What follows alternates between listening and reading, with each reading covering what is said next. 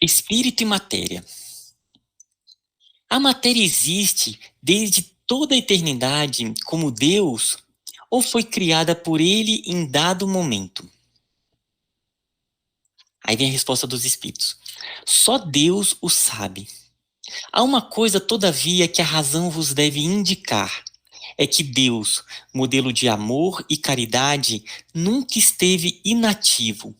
Por mais distante que logreis figurar o início de sua ação, podereis concebê-lo ocioso um momento que seja?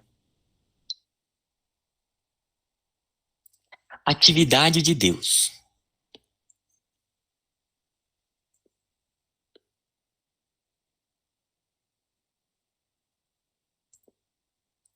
Deus jamais ficou, fica ou ficará inativo. Não podemos conceber um Deus sem ação permanente dentro da sua criação. Ele é o sol espiritual de vida, mantenedor de todas as vidas, e a ele estamos ligados. Quando falamos que Deus criou o universo, é por faltar em nossa linguagem o verdadeiro significado de criação. Na dialética fraca dos homens, criação é dar resistência, é usar a mente e as mãos para que algo tome forma ou feição. Escapa ao nosso raciocínio o que significa criar no dicionário da natureza divina. Se ele criou, onde buscou o princípio da formação das coisas? Essa é uma fórmula que ele não achou conveniente que os homens soubessem. Nesse campo profundo, somente os espíritos puros, altamente evoluídos, têm notícias dessa ciência espiritual, estendendo falanges e mais falanges em toda a extensão infinita, operando na dimensão que lhes é própria. A matéria existe desde a eternidade como Deus? Somente Ele o sabe, nos informa o Livro dos Espíritos. Só podemos dizer que a idade da matéria se perde para nós na noite dos milênios incontáveis e que o seu cinetismo é uma realidade. Não que ela se movimente por si só, mas porque se move por vontade daquele que nunca fica sem atividade. Há segredos que ficarão por muito tempo sem serem desvendados, por nos faltarem sentidos e capacidade para suportar as revelações e saber fazer uso das belezas imortais, dos valores do espírito. Se podemos dar a Deus uma mente ou vê-lo desta forma, ela tem uma corrente de ideias contínuas no verdadeiro sentido do verbo. Cessando a sustentação, desmorona-se todo o universo. Sabemos que esse fluido cósmico, ou hálito divino desprendido da sua magnânima personalidade e incomparável poder, é que nos dá vida e mantém o nosso equilíbrio espiritual. Somos dotados de sentidos apropriados, com valores desenvolvidos e a desenvolver, que transformam essa essência oriunda do Senhor em fluido animal ou magnetismo humano, energizando seu valor com os nossos sentimentos mais ou menos puros. O éter divino é sensível ao nosso caráter, como também grava as nossas deficiências. O santo usa em sua cândida afeição, despertando os seus mais profundos valores pela força do amor e da caridade, para ajudar, servindo todas as criaturas que carecem de amparo e de socorro. O ser humano, mesmo encarnado, compreendendo a ciência das mutações, poderá fazer prodígios, se souber lidar com esses segredos da natureza em favor do bem, deixando estender a fé nos limites que ela pode socorrer os desfalecidos. Isso corresponde às atividades de Deus, onde ele for respeitado e amado. Para tanto, ele criou leis que regem todas as atividades menores e estabilizam o equilíbrio de todas as coisas. É bom e justo que pensemos que não existe nada separado de Deus, No entanto, é melhor entender que a sua inconfundível personalidade é única no seio de todas as formas, surgida pela sua majestosa vontade. Pormenorizar as atividades de Deus é salientar a nossa ignorância acerca dele, pois somente ele se conhece e aos seus segredos mais profundos, nós ainda temos que adentrar as primeiras sendas do conhecimento de nós mesmos, ambiente infinito de sabedoria, para depois começarmos a pensar, estudar e aprender o livro da natureza, onde os atributos da divindade estão em evidência. As portas pelas quais deveríamos entrar para nos conhecer são ensinadas por Cristo, no seu Evangelho. A vivência dos preceitos que ele nos ofereceu nos faz compreender o que se deve pensar acerca de Deus e da sua criação.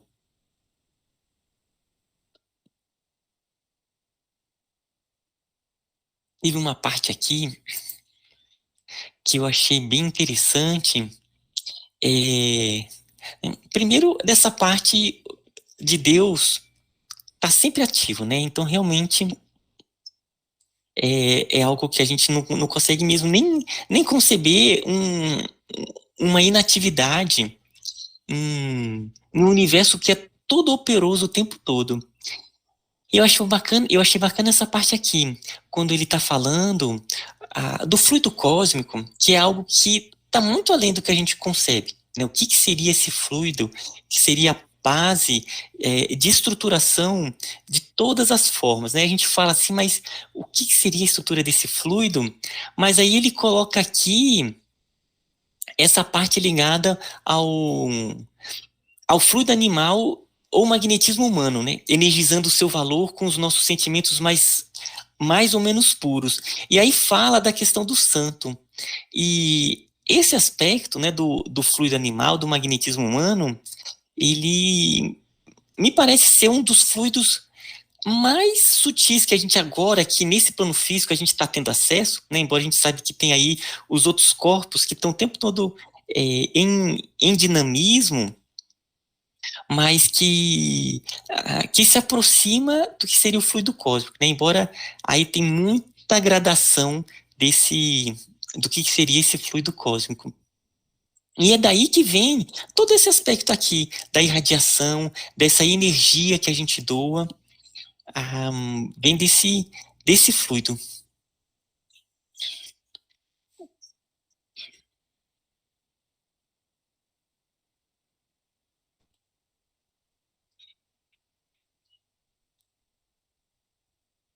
Então vou passar para a próxima. Opa, diz aí.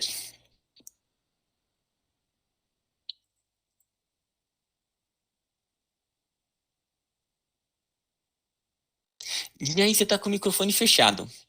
Que ele fala aqui, operando na dimensão que lhes é própria. Nós estamos na nossa dimensão, falta sentido, nós só temos esse sim. Então a gente fica, sabe, castrado, não adianta. A gente tenta entender, mas é difícil. E aí a gente vê assim para frente aquilo que às vezes o Silvio gosta de falar. Cara, tu imagina quantos bilhões de anos foram necessários para nós nos desenvolvermos os 5 sentidos. Imagine ainda o que tem para vir pela frente para a gente entender outras fases. Porque esses 5 sentidos a gente não consegue ter a dimensão de Deus. É só isso que eu queria acrescentar. Ele fecha aqui com isso. O período da dimensão que ele é próprio, que eles é próprio, acabou. Então tá aquela menina daquele livro, né? E aí o Miramês, pô, vai lá para aqueles pessoal que está lá na Terra, aqueles coitados. Aí vem e passa, mas ele está limitado aos 5 sentidos, ele não pode falar mais do que isso, porque a gente também não vai entender. É isso só que eu queria falar.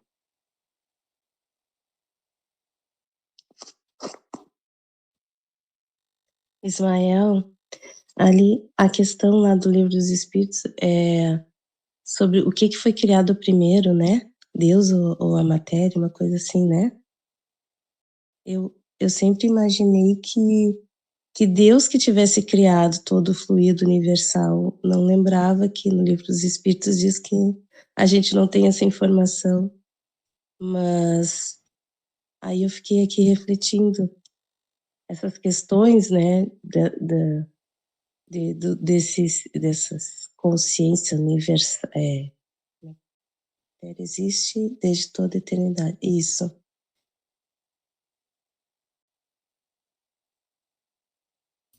Essas coisas que existiram desde sempre, para nossa mente não é compreensível, né? Não tem como a gente pensar que foi Deus que criou o tempo. Como é que a gente vai entender uma coisa que sempre existiu? Realmente não tem, é uma pergunta sem resposta mesmo. Eu estava esperando para ver o que Miramês ia comentar, mas na minha mente eu imaginava que Deus tivesse criado o fluido universal, mas eles dizem que só Deus sabe, né?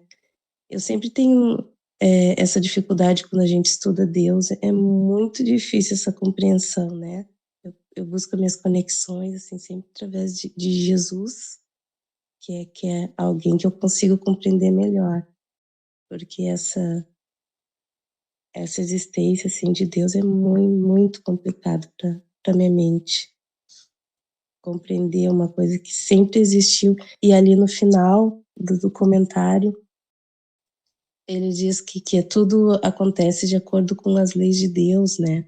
Eu fico imaginando, será que Deus pode, de uma hora para outra, mudar as leis dele? Se ele pode tudo. Ele pode mudar as leis do universo, as coisas podem deixar de ser como são. Se ele não puder, ele não é Deus, mas se ele mudar qualquer coisinha, esse universo deixa de existir do jeito que é. Eu tenho um monte de nós na minha mente. Vou colocar lá naquela caixinha da interrogação. Passar para a próxima. Nossa, Sibeli, esse ponto que você colocou é muito profundo.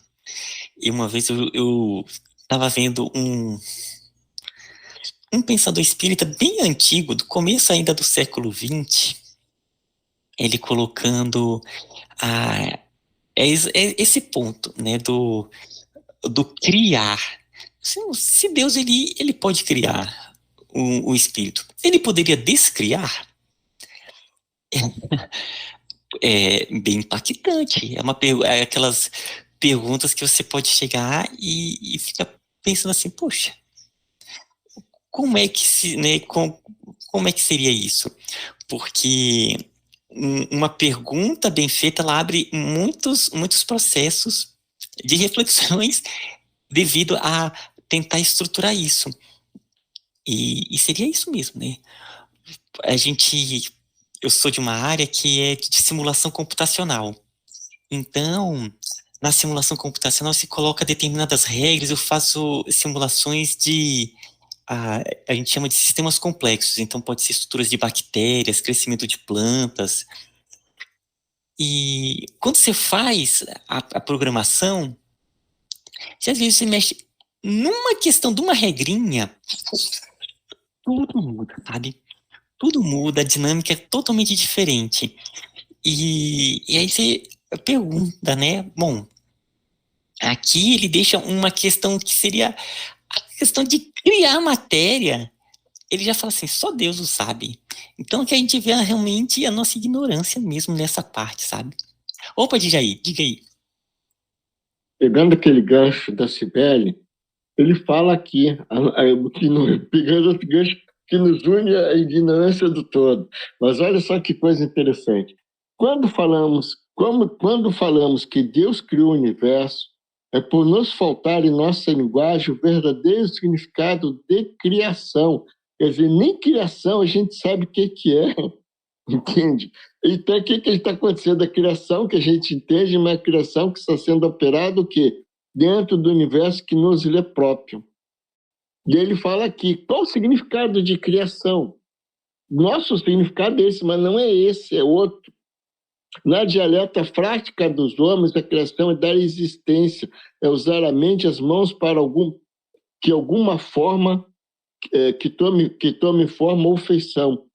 Escapa aos nossos raciocínios, a nossa criação está ligada a isso. Não adianta a gente falar outra coisa, a gente não vai conseguir entender o que é criação, porque no mundo que a gente vive, na operação que a gente estamos habitando, a criação é isso. A criação, no plano mais elevado, é uma outra coisa, e foge ao nosso... E ele fala aqui que nós não iremos suportar essa revelação. Por que nós não iremos suportar essa revelação? Porque foge a nossa concepção. Aí fica nessa coisa, como a Cibele falou, que a gente está, eu estou, todo mundo está nessa mesma dúvida. Mas nós estamos no caminho certo, porque a gente está no caminho de ruptura dessa situação, entendeu? Começa assim, pelo menos assim que eu vejo.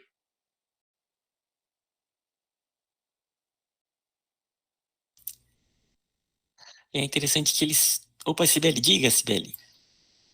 Não é que eu ia comentar, é que na verdade a gente não cria, a gente só pode transformar a matéria que já existe, né? De alguma forma modificar, criar mesmo de verdade. Não tem como.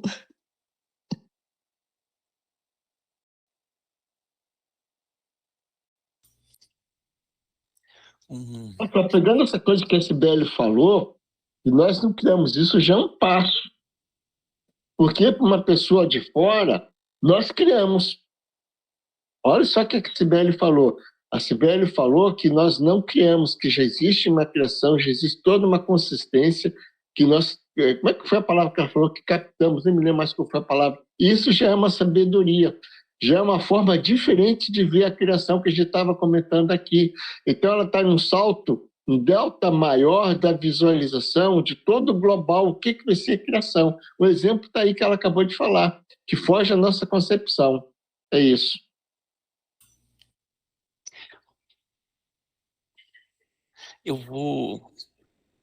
Na verdade, eu vou colocar só aquele gostinho, porque não vai dar para falar aqui. Quando a gente, né, quando o Pietro Baldi ele psicografou o livro A Grande Síntese, aquele livro foi muito impactante. O Ernesto Bozano ficou impressionado. E nisso, o presidente da FEB no Brasil era o Guilhom Ribeiro. Ele leu e ele ficou muito impressionado, junto com informações que o Chico passou para ele, junto com Clóvis Tavares, né, aquele mesmo que escreveu Mediunidade dos Santos. Aí o Guilhom Ribeiro, como presidente da FEB, ele traduziu, foi o primeiro tradutor, e a editora foi a FEB.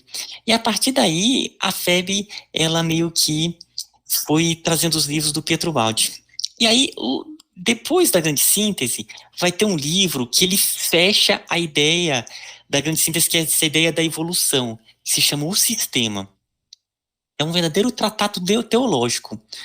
Aquele livro, ele é de uma profundidade, ele é profundamente iniciático. E aí ele vai trabalhar nesse aspecto, né? Claro que tudo de acordo com seres que estão aqui nesse plano, nesse nosso plano físico aqui. A sua voz, ela traz uma informação tão profunda desse plano teológico, que esse livro foi tão bombástico que a FEB ficou com receio de chegar e falar assim, opa, é melhor aqui isso aqui está um pouco além do que a gente, da nossa concepção, porque ele bate bem nessa parte, sabe, nessa parte né, que Deus não sabe, e claro que ali ele só pincela uma visão a mais, né, porque realmente está muito além. E sobre a própria questão da criação de espíritos simples e puros. Então, a sua voz, ela traz uma visão que ela é muito, muito profunda. Isso foi tão impactante no meu espírita, que a partir dali o espiritismo falou assim, opa, não, segue seu caminho, e aí parou de publicar a Grande Síntese, né, que aí depois foi o Pastorino que fez uma nova tradução, e o Pastorino, ele acabou que foi fazendo as traduções junto com Clóvis Tavares.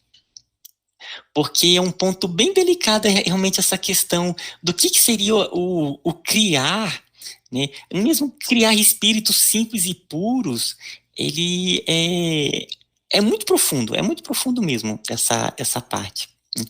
É tão profundo que foi o motivo pela qual a FEB, eles deixaram o Pietro Baldi de lado. Foi Aí isso aconteceu mais ou menos na década de 50, que aconteceu essa ruptura da febre, sabe? É isso aí, que viu? Olha só que interessante, voltando de novo esse assunto. A FEB está operando como? Dentro da dimensão que lhe é própria. É isso é a chave. É aquilo que a Sibeli falou, nós já estamos com pouco diferencial, sabemos já o que nós não criamos. Ah, eu criei essa ideia é minha, essa coisa do orgulho, da vaidade. Eu já fui assim no trabalho, já. Aí eu tive que trabalhar isso, entendeu? A partir daquele livro Jesus no Lar, que tem uma oração ali, que guardar a inteligência entre quatro paredes, aquilo ali me tocou profundamente. Dali em diante, comecei a modificar. Porque como é aquilo que o Silvio também já tocou nesse assunto, que nós somos criados em um mundo competitivo. É complicado. Eu, principalmente, quando estava me afirmando na minha profissão, eu ficava, sabe, naquela divisão. Como fazer? Você tinha que criar, ser expoente, ser líder, ser isso, ser aquilo. É tudo canalizado para o Top Gun, né? E você não. E aí você tem os princípios espíritos, aí os princípios cristãos. Aí ficava nessa luta, entendeu? E assim foi levando. E hoje estou como estou, com cabelo branco, então já a coisa já está no caminho certo. É isso aí.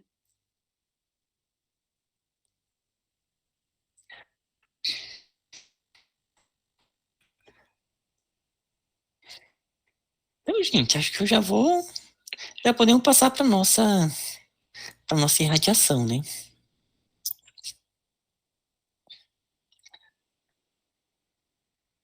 Oi, Ismael. Opa! Agora eu fiquei curiosa, só que tu comentou desse livro Sistemas. Nós vamos continuar estudando a obra do Baldi nas sextas-feiras? A grande síntese, ela só faz sentido completo se a gente seguir com o sistema e fechar. São os dois livros que eles são complementares e é a base, né? Depois desses dois, aí a gente decide, né, se continua ou não. Mas é interessante, fechando a grande síntese, seguir com o sistema, senão ele não completa a ideia toda, sabe? É como se fosse uma parte da evolução, mas ele não vai entender o ciclo. O ciclo. Então, tanto que a obra do Baldi, ela se baseia nesses dois pilares.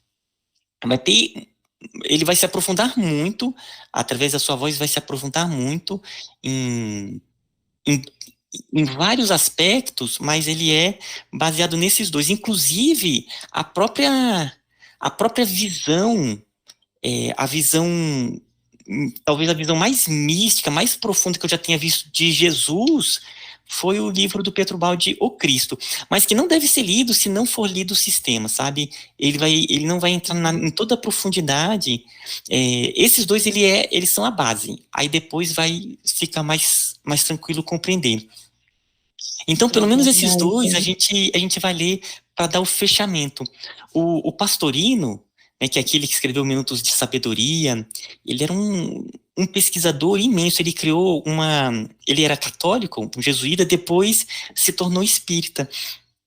Então ele era um profundo estudioso, era professor da UNB, era professor de linguística. E foi ele que escreveu aquele livro também, Técnicas da Mediunidade, que é um livro extremamente interessante, esse livro. Muito, muito, de uma riqueza impressionante esse livro. Ele colocou que o sistema foi o tratado teológico mais importante, porque ele que fez a tradução e faz o prefácio. O prefácio do Pastorino é uma coisa impressionante. Ele fala assim, olha, isso aqui foi o maior tratado teológico que eu já vi de todos os estudos que eu já fiz. Esse é o mais profundo, que realmente traz essa ideia. E a sua voz, ela foi conduzindo, né, segundo o Miramês, coloca ali que foi o próprio Francisco de Assis, a sua voz. Foi trazendo esses ensinamentos para auxiliarem o processo da transição planetária.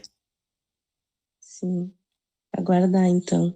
Sabe que eu compreendo pinceladas daquele estudo, mas eu acho muito bom, porque pela primeira vez eu entendo pinceladas e tá tudo bem, né? Faz parte da construção. Não é que nem quando a gente tá na escola, na faculdade, quando tu não compreende todo aquilo, dá um desespero, né? E ali não, é super tranquilo, eu gosto. Acho que faz parte, né? Eu vou lendo de novo, e uma hora as coisas vão fechar melhor. Gosto bastante. E quando a gente fechar a grande síntese, muito processo ainda vai começar a cair, sabe? Muitas ideias. E a ideia, a conexão da ideia, ela vai ficar cada vez mais clara. Esse processo da evolução, da matéria, da energia, da consciência. Ele vai falar da superconsciência que a gente. E aí, depois que coloca o sistema, ele realmente cada vez mais vai assimilando, vai assimilando. Mas é uma obra muito, muito puxada mesmo. Tá certo.